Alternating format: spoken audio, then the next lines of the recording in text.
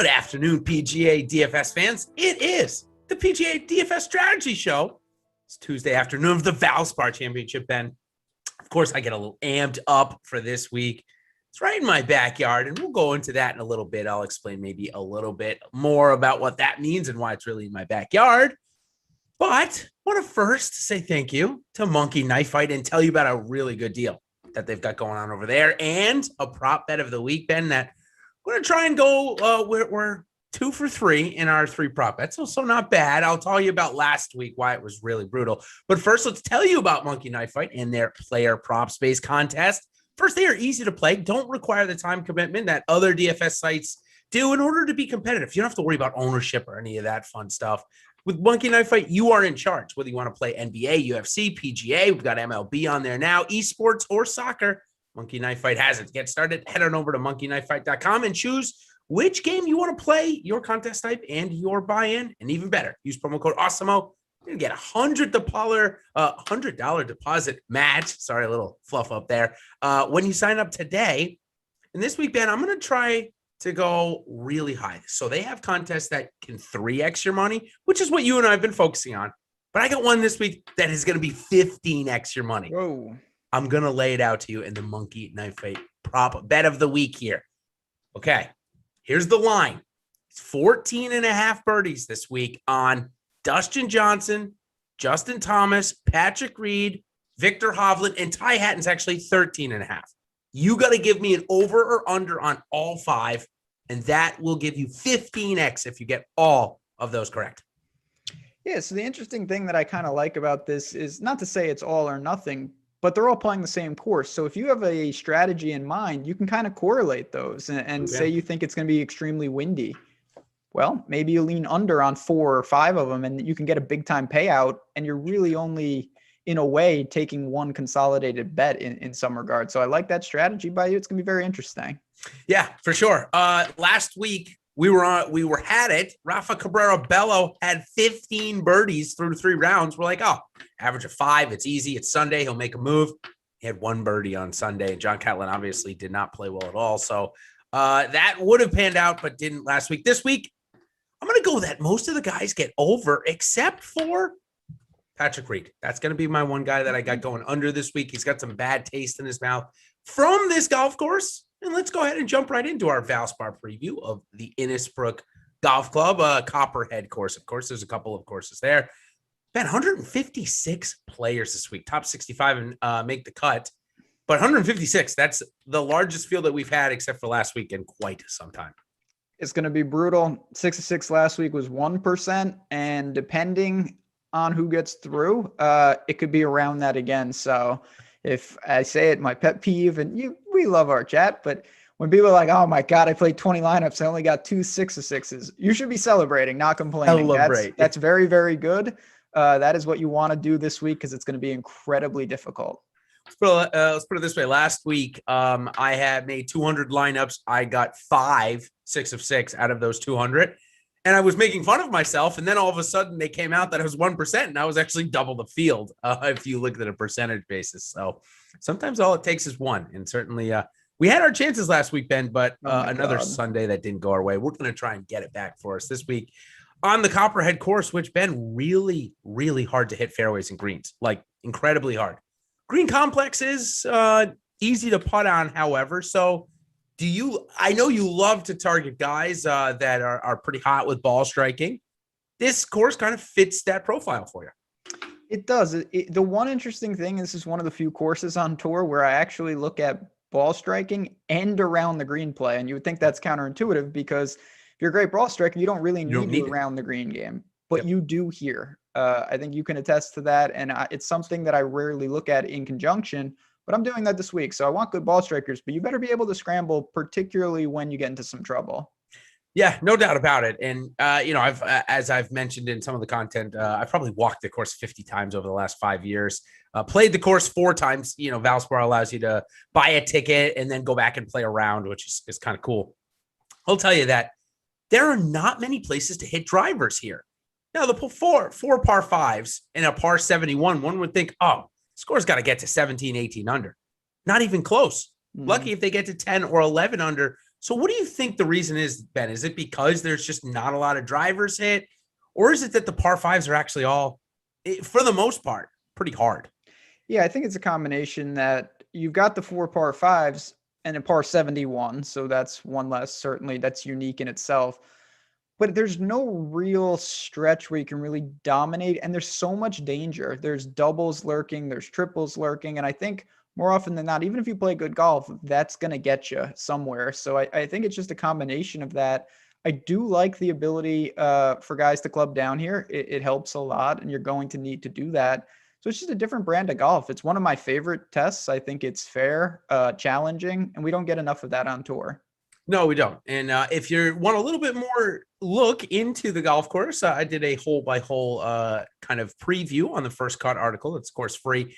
It'll go to show you just how many drivers to hit off these tees, and it's really not many. So, but as we go into this, Ben, that's not to say golfers that hit the ball far don't do well here. In fact, we saw Dustin Johnson, who's the second highest priced golfer here as we move into our 10K price section and talk about some of the favorites here this week.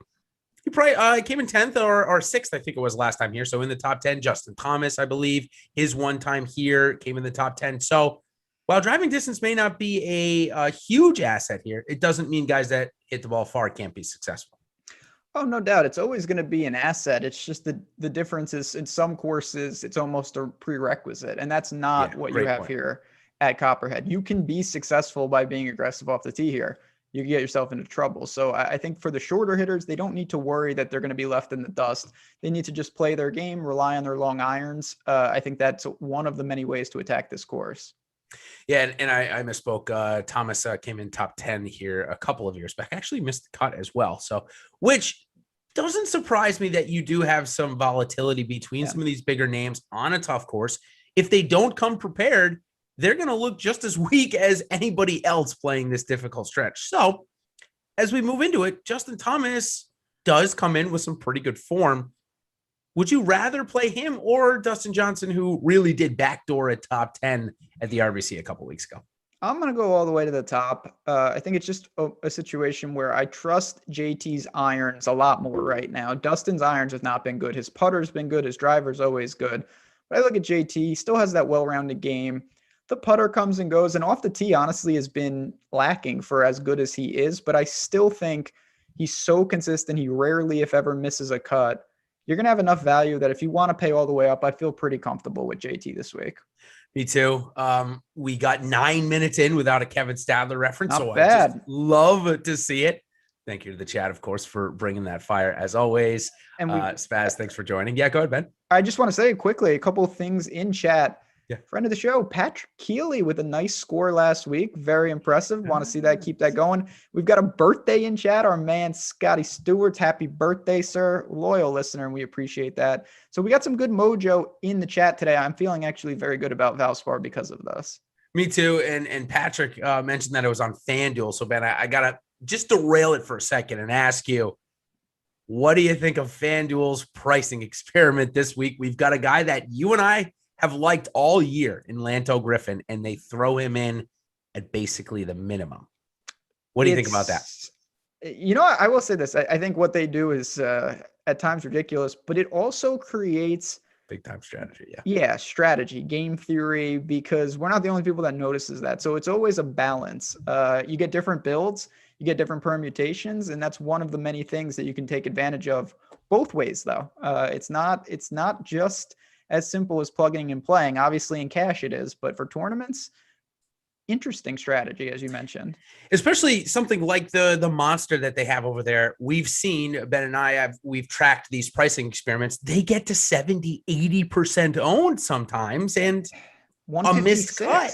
Yeah, a missed cut, and basically you've got a cash almost just if you fade. So it's very interesting. I like the strategy. I never mind it. I enjoy it. It's a good talking point as well. So, okay, back to the 10K range. Victor Hovland has been incredibly erratic. Even last week he was. A lot of birdies, but a lot of big numbers. You can't really do that at Valspar, I don't think, and compete. Maybe you can. I don't know. I have not bought into him this week. Maybe you'll change my mind. I won't. Listen, Victor Hovland's a world-class player. His ball striking is immense. He's gotten better. Credit to him. He has gotten better around the green. but it's still not a sound part of his game. He's lost strokes around the green in 5 of 6. I just worry a little about if he's even remotely, a little off. It could be a big problem here. And you're comparing starting with him against guys like JT, Reed, Casey, or the balance build, which I have a feeling you and many others, including me, are going to be interested in. Yeah, absolutely. And don't get me wrong, I like you, love Justin Thomas this week. I don't know. I just feel like it's a tournament he hasn't won. These guys like to win at multiple places. Not that, of course, everybody wants to win everywhere. It's kind of an obvious statement. But I do think his game is in better shape than it has been in years past coming in. He's been trying to peak during this time because obviously it was during March last couple of years. So the move to April, he'll be looking to start that. So, okay. Let's talk about the two-time defending champion of the event, Paul Casey. And I think it's been said by both you and I during this week, probably back in 2018, that we thought this could be one of the best courses on tour for Paul Casey. It's really proven to be right the last 2 years. Form has been pretty good. RBC was an easy fade spot. I think you and I both said with the course playing easier, it wasn't a great spot for him. How about now, though? Do you think that the 10K price tag is going to scare a lot of people away? Or maybe the better question is enough people away for you to play him? Yeah, I think that is the better question. It's a tough one. Yeah, the two-time defending champion, and the guy's won twice in the last quarter century, but he loves Valspar, no doubt about it. I just worry a little about where it leaves you. Can you play him in cash? I think you probably start with him if you have the money. He's playing good golf. He does love this course, and it's not just that he's won. Obviously, those are outliers. Winning is incredibly difficult. It fits his game perfectly, though. He has that formula. He's a great iron player. He's also a good scrambler, and he can get up and down. And if he putts and he gains strokes putting, no surprise in both of those victories. That's what you get. So I don't mind it. But my question to you is, you've got a guy like Scottie Scheffler right below him. Yeah. You're going to get a discount, and that is pretty appealing to me. It is. And I think even as we move down further, there are a couple of other guys that fit a similar profile as Casey that aren't as expensive. Now, can they go out and win like Paul can? Well, I guess that remains to be seen, but certainly a couple of names. I know I'm dipping into the 8K, and I'm sorry. We're going to stick with 9K, but there's just one name that sticks out, and it's Jason Kokrak, who has a similar type of result here on this course. Now, I think he's also going to come double the ownership. So we'll talk about him after, but in the 9K range, pretty much your only option to get under-owned is Scottie Scheffler. Everybody else looks to be above 10% owned this week. It's going to be a popular range. I think a lot of people are going to try to double or maybe even triple up in the 9s. Corey Connors playing fantastic, going to be immensely popular. Usti had a runner-up here, could have won last week, possibly should have. You see that playoff shot? My God, Usti, my man. Did he realize that it wasn't a scramble format? Anyways. Just weren't learn. Charles needed it more than him, but that's neither here nor there. That's true. Hatton makes a lot of sense, back on Bermuda, just everything that you want. And then you've got every one of these guys, as you mentioned. So it's a great range. It's just how many do you want? And are you willing to sacrifice the 5 big guys north of 10K? So not only do we have a stacked 9K range, like you mentioned, we've got the good players up above in the 10K range. So if you want to see how Ben and I are playing these, check out our PGA Pro plays tomorrow. Now, it is free today, but typically we update them Wednesday morning. It will be free tomorrow as well. So again, how we rank these guys, how much we're playing them in the GPPs or where we rank them in the GPPs. Check that out tomorrow. It's not just Ben and I. It's also Alex. It's also Steve. Jeff, and the alike. We got a great group of guys doing that. Check that out tomorrow. Also free, the NBA big board today, MLB top stacks and NHL top stacks. As Ben, we've got a ton going on. And behind the curtain, well, now it's a great time to join. If you're not already an Awesemo Plus member, get a weekly pass, just $29.95. With that, you're going to get full access to premium content and tools on Awesemo.com, including player projections, ownership projections, of course, our premium Slack channel, lineup builder, and so much more. Of course, if you just want to join the PGA side, of course, we got the PGA Championship coming up, the U.S. Open, the British Open, a ton coming up in the next month and a half, 2 months. Join us $8.95 for the week or express package. If you just want to see what we're all about, get a couple of our premium tools. Just $3.95 is what that starts at. So, Ben, I really love the Pro Plays tool, though, for that. If you're between a couple of golfers for your last spot, I think a Pro Plays tool is a great place to find it. No doubt. Like everything, it's all used in conjunction with each other. It's not the end all be all, but it gives you an idea of maybe a couple guys. I know when I go on there, I'm always eager to check out who you and Alex and the whole team. And it's not to say, oh, I'm going to rework everything, but it's like, oh, wow, you guys are consistently higher on this one guy. Let me take a second look. Let me, do it. Just can uncover little edges that maybe you missed. I know it happens to me every week, and it makes all the difference. So one of the many things, like I said, Wednesdays, go check that out and join the team. We need you guys. We want you guys in the community. No doubt about it.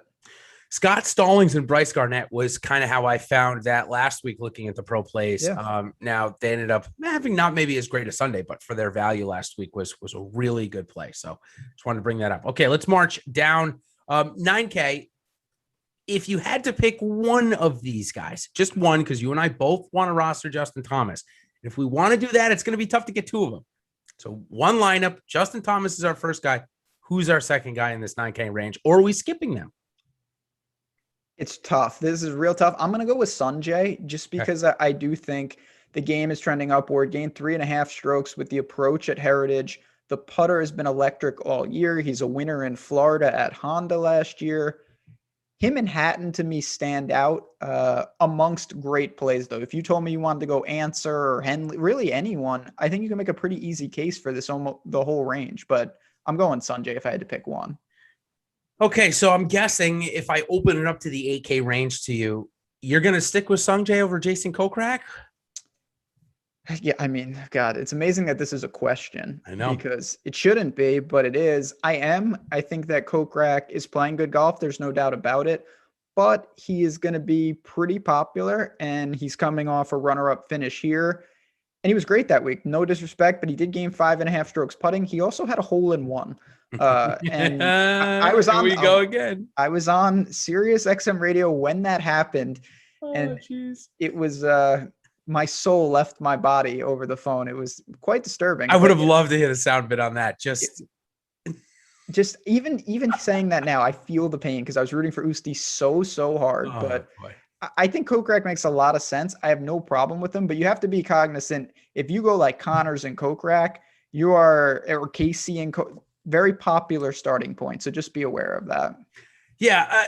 I attempted to fit in Sanjay with my Justin Thomas and struggled a bit and found that the $300 or I think it's what's Sanjay is at 9,100 this week, right? If I'm not mistaken, I'm pretty sure. So 92, but yes, 92. Yeah. So I found the $400 or $500 down to Kokrak to be rather useful in my main build. Of course, in GPPs, I'll have some of both, but I did go down to Jason Kokrak.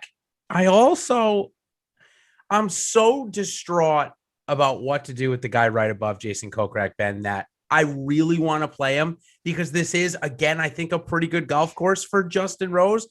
But if the guy withdraws after 2.5 rounds again, I'm dead to water yet again. It's really tough. His game has just been so hard to gauge. And then you throw in, they were pretty good. And it looked from what I could gather that it was certainly more Rose than Stenson last week. Yep. I get it. And I think you're going to get a discount on what was not long ago. Justin Rose would have been up there with the big, 10K plus options. Obviously he hasn't shown that. He shows it in flashes. I don't know if it's sustainable. So I get it. He's not a priority for me, but when you're going against Kokrak, Charlie Hoffman, Ryan Palmer, all going to be very popular, I get the appeal.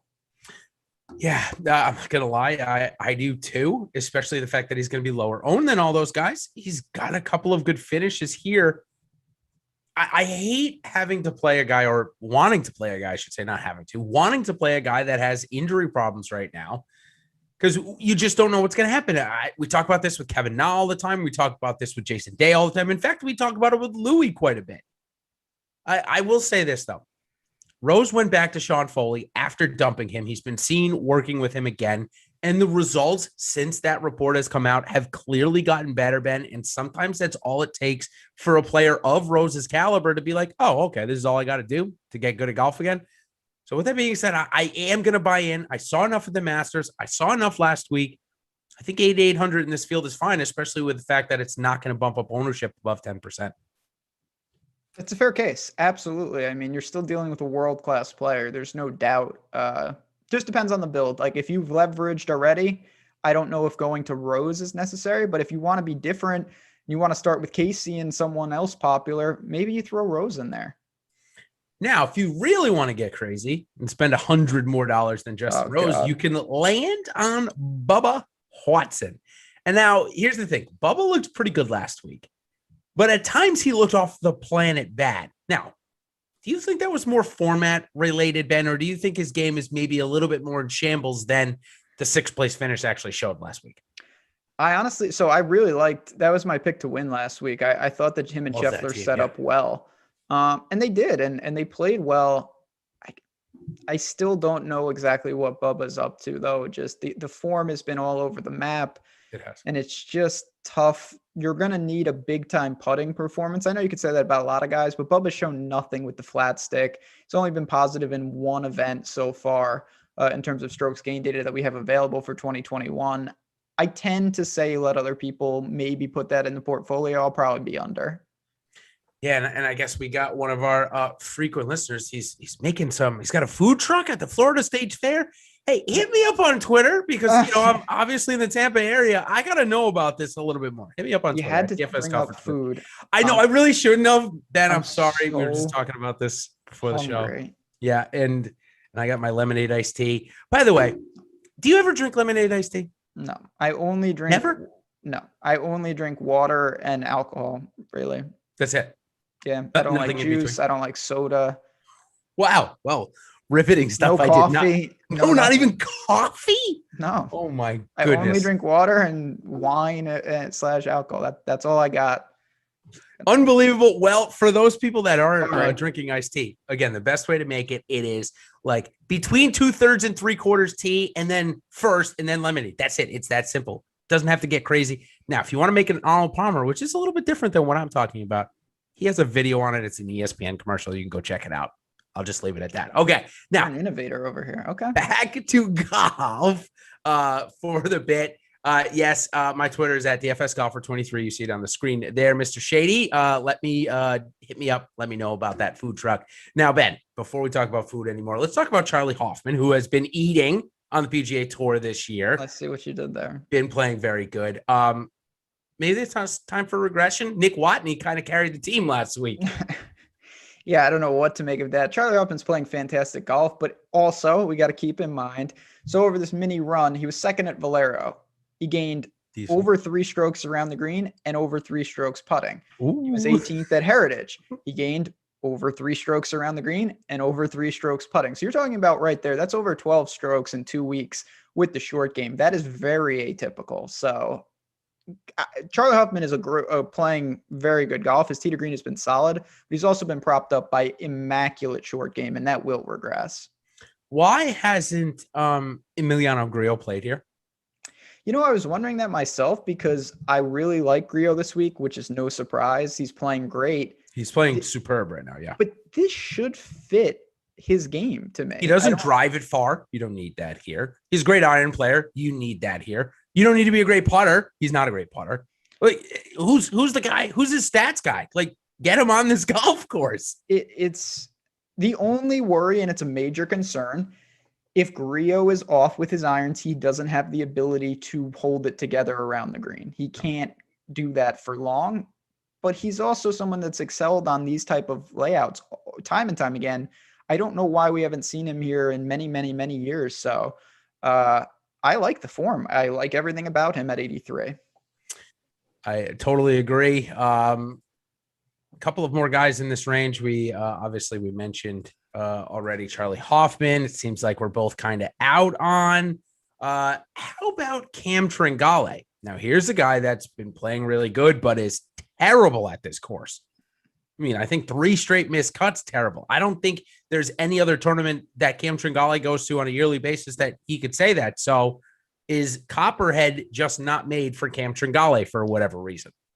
There could be an element of that, but I do think you mentioned this right at the top. This has a Players Championship feel where you can get into some trouble and your stats, unless you play the course like Sergio style, where you have like 30 years of data, I think we're going to see some fluky things. So I get it. My biggest problem with these guys isn't that I don't like the plays. It's, can I get 30% Charlie Hoffman? Can I get 20% Trangale? Probably not. So they're going to be in the pool. I just don't know if I'll get over for the field. Totally agree. I would rather play Griot out of all of those by far. But I think Ryan Palmer is interesting. He's kind of transcended himself into a really good golfer rather than a guy that you just play in Texas. I mean, he's had a really good season. But again, I think I'd still rather play Griot right now, given where both their forms are. Agree. I have no problem with Ryan Palmer. He's had a great year. And him and Rahm quietly were fine. I mean, obviously that's not what I think, right? Yeah. Not what you're looking for, considering they were the defending champs, but Ryan Palmer made the cut at the Masters. He's had a great, great year. So no problem with that.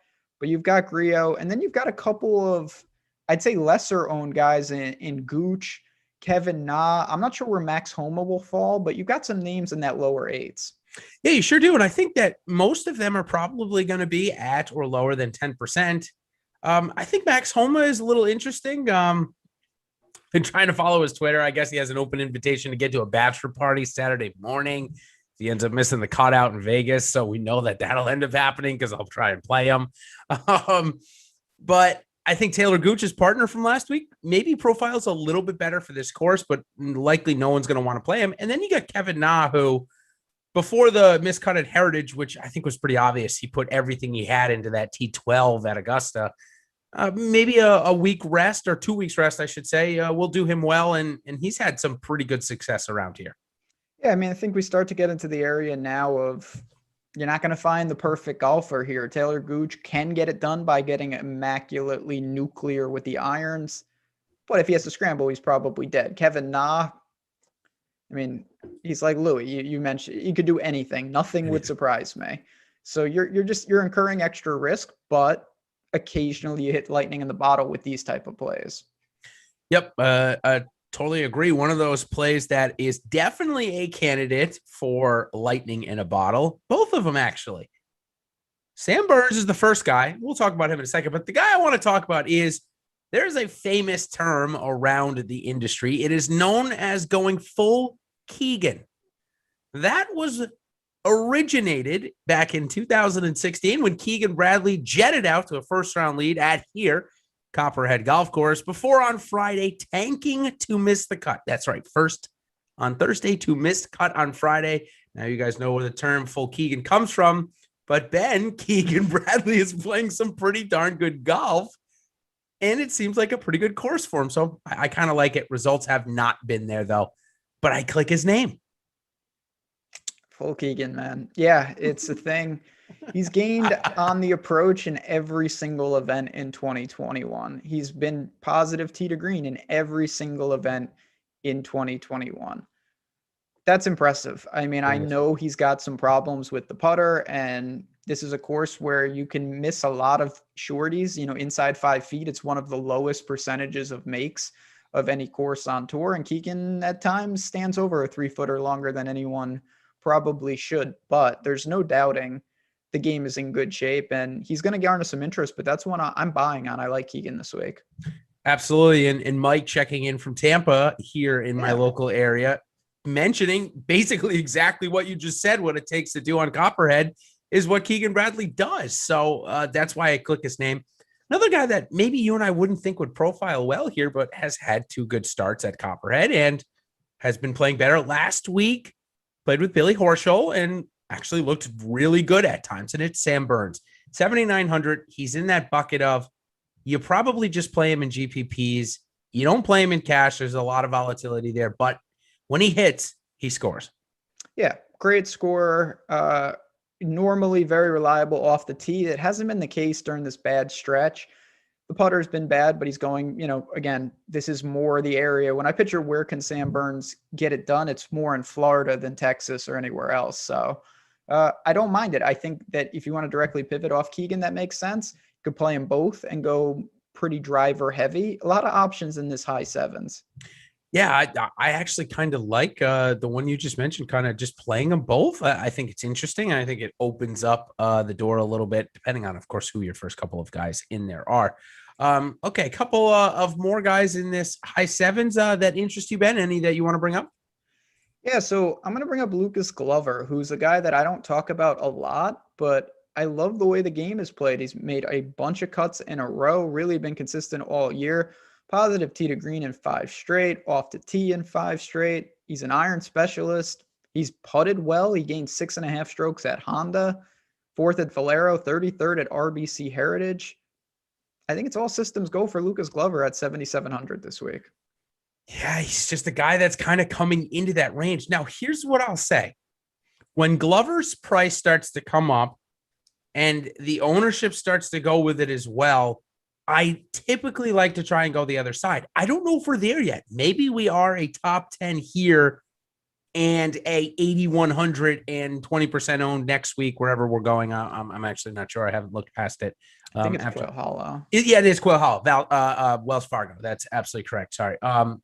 That might be a good spot for him when he comes in high owned at 8,100 next week. Yeah, I don't mind it. I think it profiles pretty well here. I will say I'm keeping an eye on the price and ownership, though, because typically, like I said, when it gets to this range, I like to go the other way because it hasn't worked out a lot.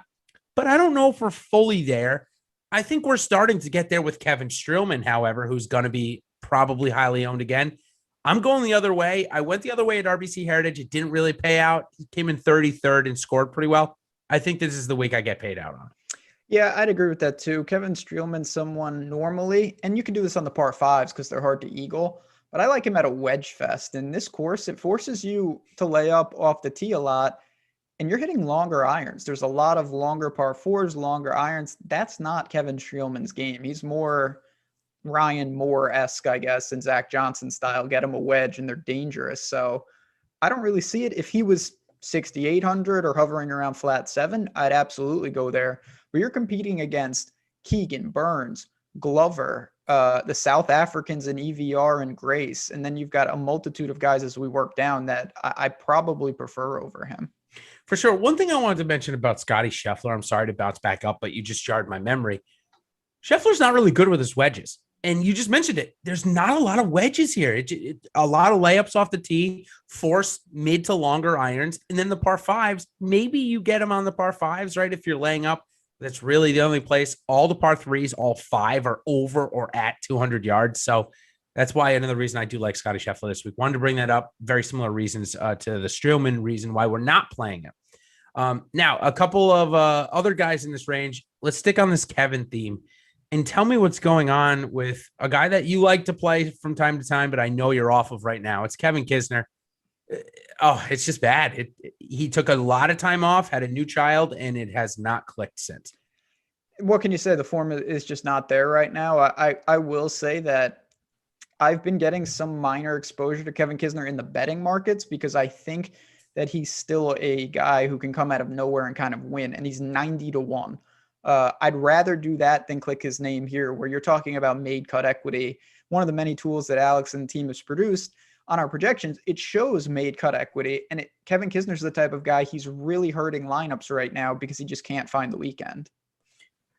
It's very true. Very true. Guys that have been finding the weekend a little bit more regularly, but a past champion of this event, shot 76 on Thursday at the RBC Heritage, before bouncing back with an eagle and a couple of 67 birdied.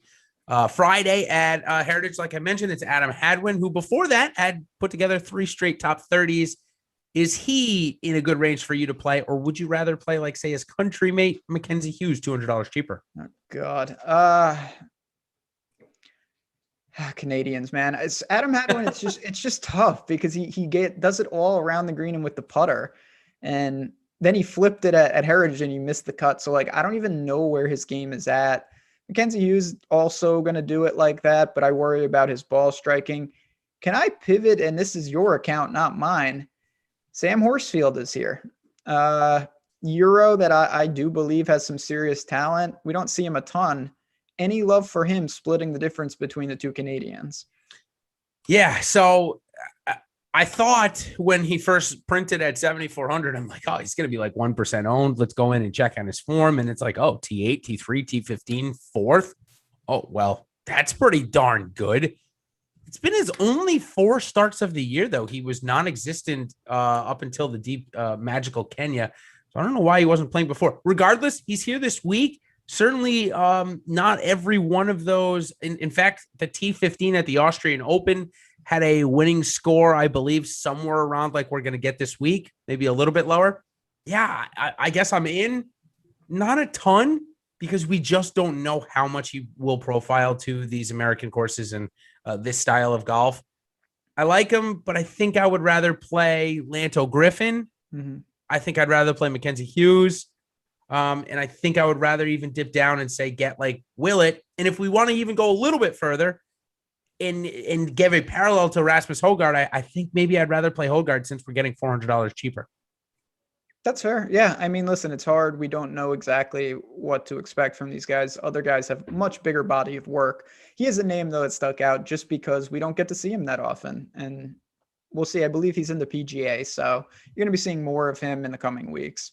For sure. Now, before we talk about a couple more guys in the 7 range, I want to bring up, you talked about one of our chat members having a nice hit here at on FanDuel last week. We love to hear about that stuff. That is certainly one of the most fun and exciting things of this job that Ben and I do. So make sure if you have any good hits, send a tweet, shoot a Ben or I or any of your favorite Awesemo personalities, even Jordan Klein behind the glass, shoot him a tweet. We will get it over to the right place and give you notoriety. It's great. We have our own Awesemo Hall of Fame Twitter account where we tweet all of the screenshots and good fortunes from the Awesemo members.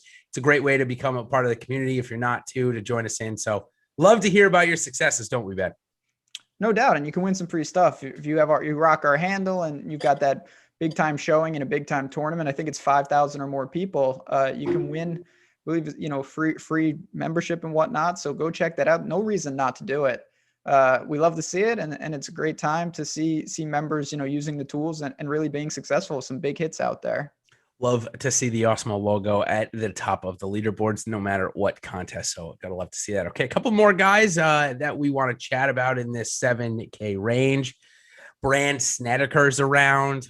I think I'd rather play Alex Noren, who also is coming here for the first time in quite some time, but it's played better. Why has Alex Noren never played here? Yeah. And I don't expect you to know these answers. No, I don't I ask that, but it's like, why? It seems like this would be a good course for him. It does. He does what I said at the top. He's a pretty good iron player, but he's a great scrambler too. And he's a technical type guy. But we have to talk about the elephant in the room. Doug Ghim is going to be extremely popular. And him and Justin Suh, some good, some bad, but clearly this guy's getting it together more and more on tour. Do you buy into that chalk at 73, or does he fall into the trap that's always low 7K chalk notoriously can be very suspect?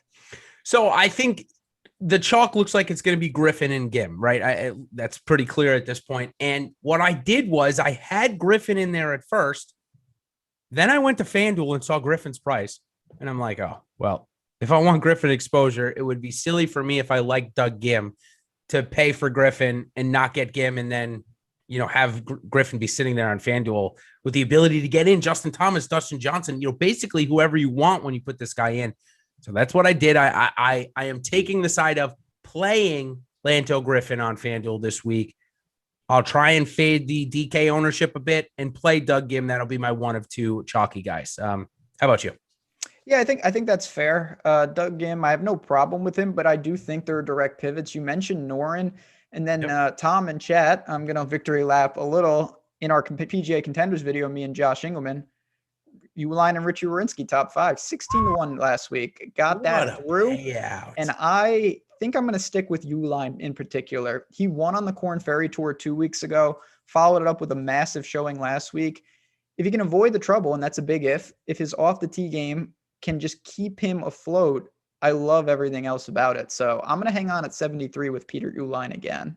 Yeah, Tom, just coming up perfect timing to talk about Uline, who I will say I saw this on Twitter earlier. I thought this was a funny kind of correlation put out by @TourPicks. Joe Idone, nice guy, fun guy in the community. He said it's a heat check for Peter Uline this week. It really is. A first place on the Korn Ferry Tour 2 weeks ago, third place last week with Warinsky. Definitely a heat check for the heir to the Titleist FootJoy Acushnet throne. certainly does not need to be playing golf, but enjoys it. And I would too if I were Peter Uline.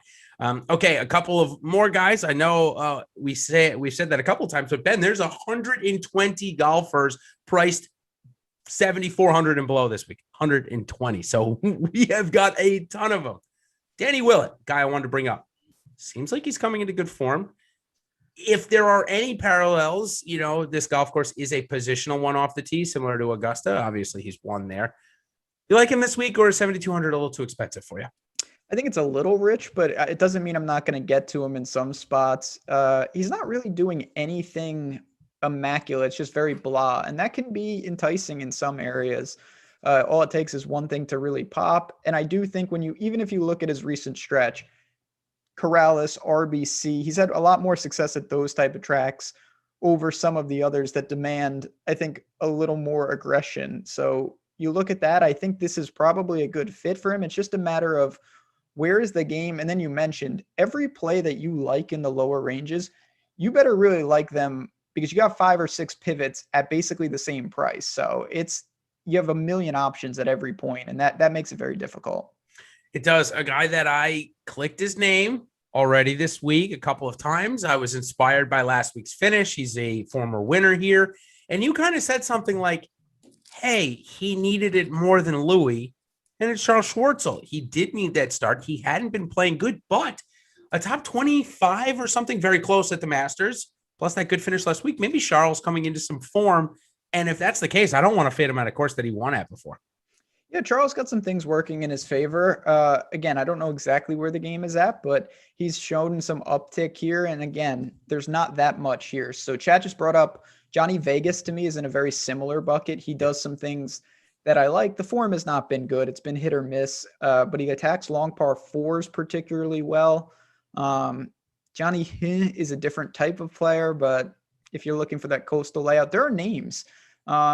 At the low 7s, it's just a matter of, do you want like the Keith Mitchell, Luke List type? Do you want the more ball striker? I do. Yeah. Do you? Killer Keith? Yeah, Killer Keith. I'll talk about him after. Chat just brought up Denny McCarthy, and I apologize I didn't bring him up in the Canadians before with Mackenzie Hughes and Adam Hadwin. He kind of profiles eerily similar to both of those guys. So of those three, Hadwin, McCarthy, and Hughes, is there a lean for you, or are you kind of just avoiding all three and going to Duggar? What are the names? Yeah, Hughes, Mackenzie Hughes, Denny McCarthy, and Adam Hadwin, all Canadians, if I'm not mistaken. Yeah. That's why I did that for you. Yeah, those are tricky. I probably will only go to those guys if I'm specifically looking at like some very crafty short game lineups where I think that the putter can really separate, because ball striking wise, they don't grade out nearly as good as anyone around them. And I think you can go to there in certain elements, but you want to be careful relying like, okay, I just need my guy to gain 8 strokes putting and then I'm set. Like, well, yeah, I would hope so. That's a tough sell. Yeah. And in our chat, of course, super on point. Then he has gained 4 straight with the iron. So it's definitely coming around. I'm not going to say it's a full fade. I think he's projected around 10%. Honestly, I'll probably be equal weight the field here this week, which is saying something. I think it's a decent profile course for him. That's a very fair point. I will say to counter that, he's gained in 4 straight, and that's impressive. But he hasn't gained more than 1 stroke on the approach in any of those. It's been very near even, and when you're that good a putter, that's all you need. So exactly. Yep. I get it. I totally get it.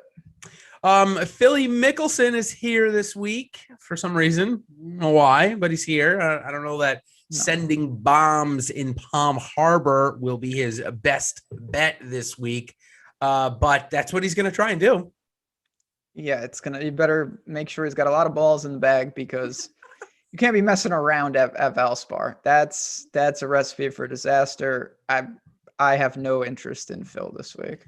Yeah, I'm not that much interested. I don't know. He's a big name, of course. I mean, my parents are excited to go watch him play, but that's about all I'll say about Phil Mick.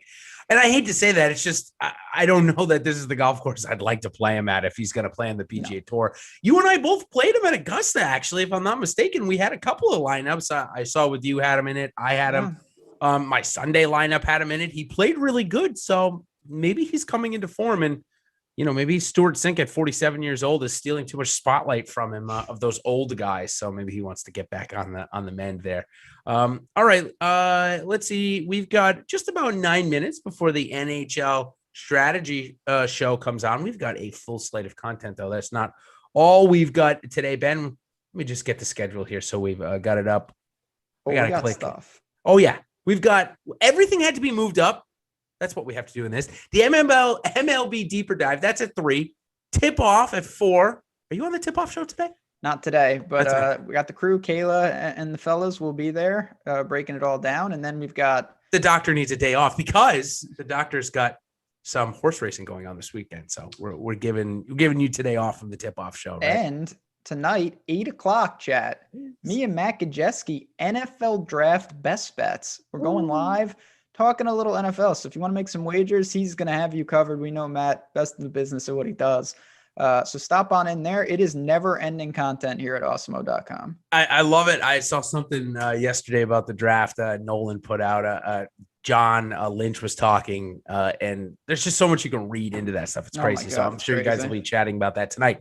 Okay, so let's keep moving down. We got cash versus GPP next. This is where we're gonna kind of go back before our deep dives, and of course we get into the deep dives and just build out a couple of different lineups. Now, if we're talking about cash, I think that you and I had times have been like, okay, yeah, we can play DJ or JT in cash. It's fine.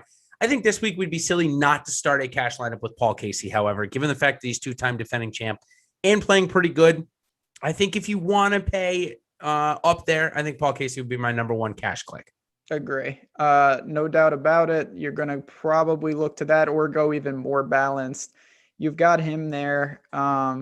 Coke rack, those type of plays in the mid 8s. Go very balanced.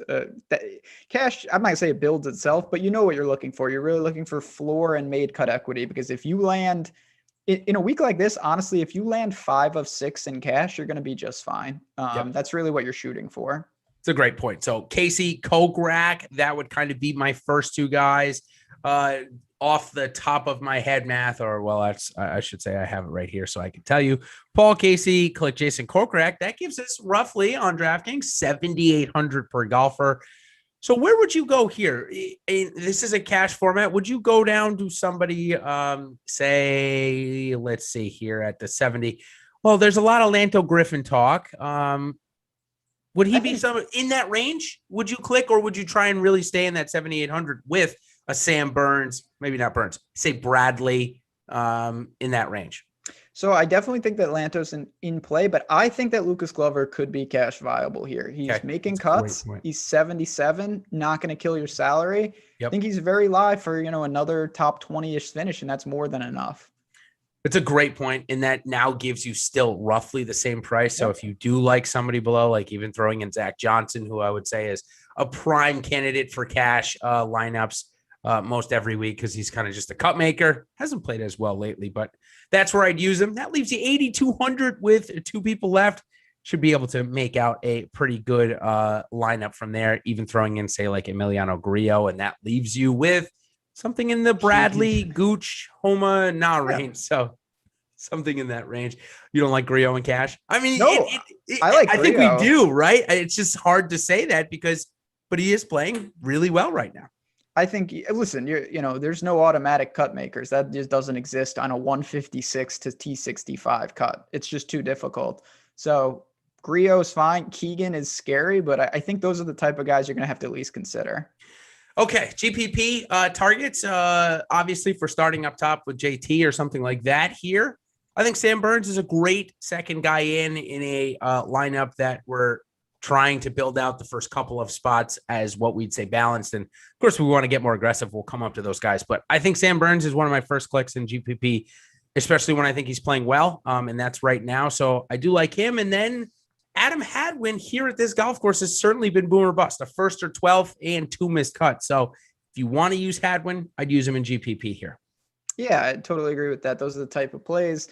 I think up top, again, you can always, you don't need to be 6 different spots that are leveraged, but I think Scottie Scheffler is an interesting pivot off of a guy like Paul Casey if you want to go that route. And then you've got immense, we talked about Justin Rose as a one-off, a lot of guys in the 9s. for GPP, you just have more opportunities because guys that have maybe low made cut equity still are potentially viable because their win equity and their top 5 equity makes up for it. Totally agree with you. Okay. Let's move on to our deep dives. We've got just about 4 minutes left, somewhere in that range. So let's start right up. Got a guy at 6,900. I know he profiles as maybe a longer hitter, but he's really good around the greens. Irons have looked better. And I think he carried Erik van Rooyen a little bit last week, maybe not as much, but they're separated by $700, and Wyndham Clark looked just as good as Van Rooyen. So I've clicked at Wyndham Clark's name. We saw him almost win at PGA National, similar type of event. So Ben, I like Clark. Are you going to tell me not to like him this week? No, I'm not going to tell you not to like him. Listen, there's a lot of risk with Wyndham Clark. I was playing him a ton early in the year, and then I don't know if he got hurt or what happened to him. The form really dropped off. Seems to be rounding back in a little bit. So he's got that weird off the tee putting combo. I don't think it's the best here, and that's why I worry a little bit. But when you're talking sub 7K, there's not that much to talk about. So you got to take some risk. Another spot I'm taking a risk in is Scott Stallings.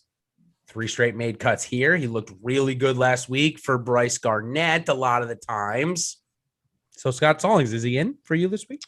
So he's a name that I'm looking to. 67 is a good price. Don't mind any of that. I just don't know how often I'll need to go here. You've got not much, though. I looked at Camilio a little. I wanted to play Sepp Straka, but I believe that he has just been ruled out. Breaking news. I think so. I haven't confirmed it, but I think that is true.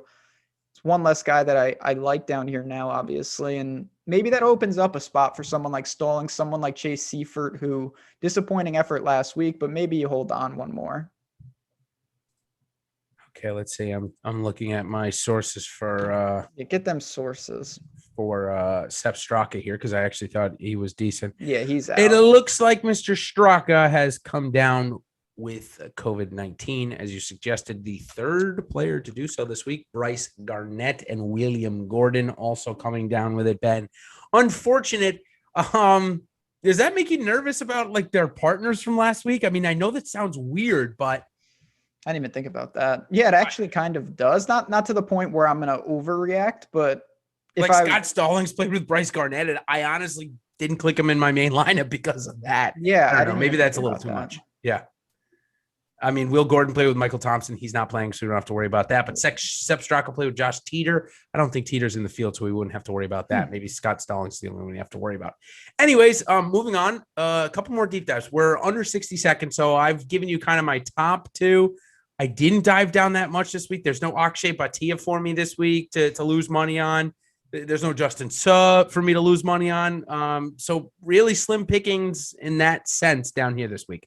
Not a lot for me to say either. I think a couple names. And tomorrow night, 8 o'clock, me and Eric Lindquist will get right after it and maybe dive a little deeper. But Troy Merritt, Roger Sloan is someone I've had my eye on at times. But you better have a reason. I say that every week. Don't just play these guys to play these guys. If you want to go get two north of 10 or be very aggressive, maybe. But it's a very risky proposition in a 156-man field. Sure is. So we've got Wells Fargo next week, yes. North Carolina, Quail Hollow, really good golf course, a continued stretch, really a run of good golf. We've got this one. We've got Wells Fargo. We go to Texas, I think, for a week, and then we're back PGA Championship, Kiowa Island in South Carolina. That is going to be an incredible major.